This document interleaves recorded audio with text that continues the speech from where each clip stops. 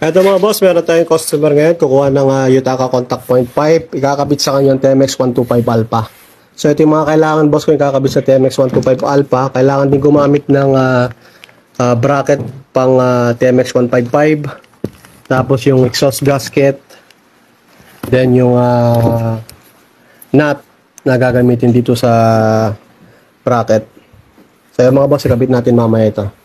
Ito mga boss, tinatanggal na natin yung stock pipe ng TMX 125 Alpha ni boss. Nyalagan mo nun, sir? BG. PJ. PG o PJ? PG ng Kamaling, sir. Shoutout sa'yo, sir.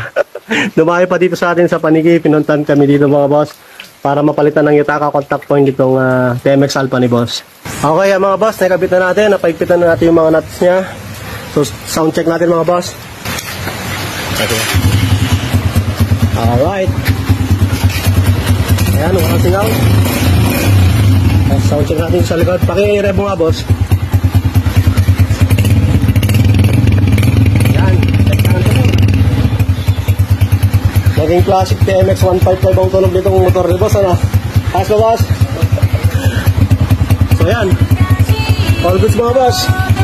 Nice.